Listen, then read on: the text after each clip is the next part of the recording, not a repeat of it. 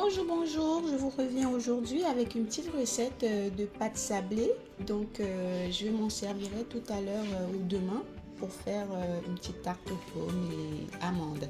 Donc pour ce faire, ici j'aurai 40 grammes de poudre de graines de courge. Oui, c'est pas les amandes, ce sont des graines de courge que j'ai réduit en poudre.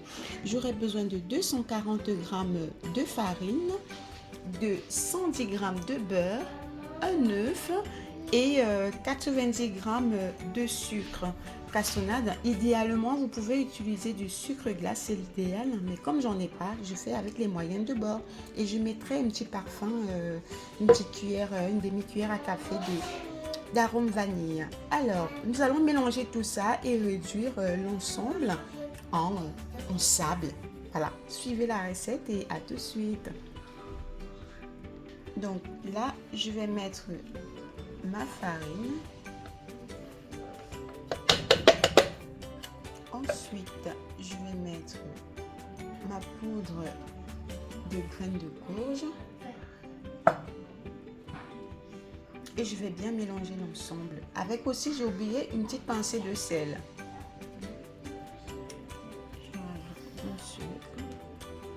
Et je mélange bien l'ensemble. Je tamise, je vais dire.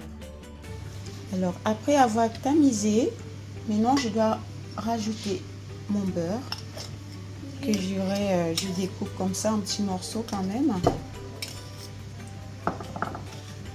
Je découpe en petits morceaux avant de mettre là-dedans.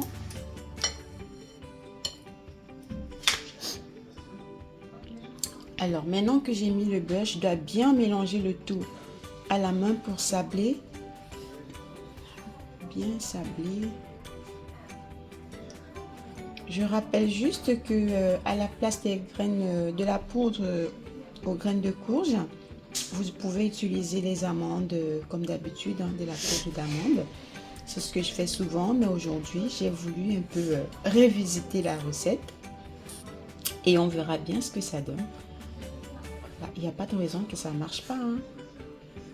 Donc vous faites ça, comme vous savez, que ce soit en cuisine ou en pâtisserie. On se sert de notre imagination. Et puis, ça nous permet de voyager un petit peu, de faire voyager notre palais. Donc là, on va bien mélanger pour rendre tout ça sablé. Et ensuite, on rajoutera notre œuf.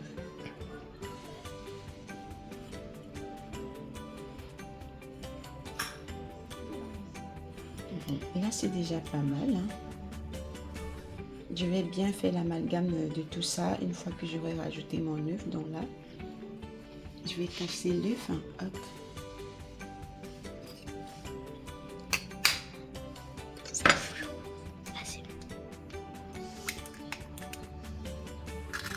Et voilà.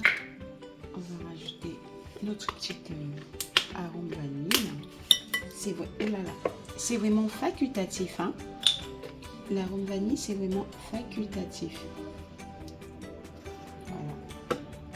Et on va bien mélanger l'ensemble. Alors, notre pâte, elle est prête. Là, elle est bien prête. Donc, maintenant, on doit filmer. Comme je ne vais l'utiliser que demain, donc je vais la garder pour 24 heures.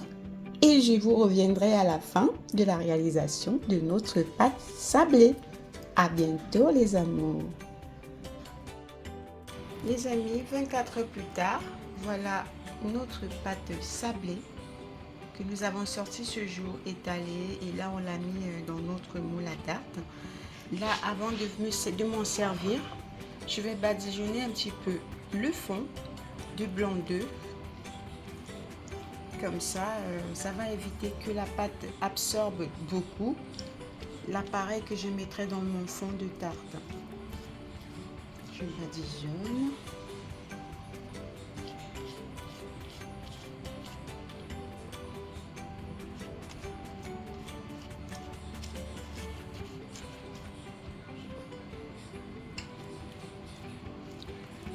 Et voilà, notre fond est protégé pour ne pas absorber trop le liquide qui sera mis dans le fond. Merci d'avoir regardé notre vidéo. Mettez un pouce, likez, partagez et activez la cloche de notification. Si vous voulez la recette que je vais faire par la suite, n'hésitez pas à cliquer juste là-dessous sur le lien qui apparaît pour une petite tarte aux pommes et amandes. À bientôt les amours.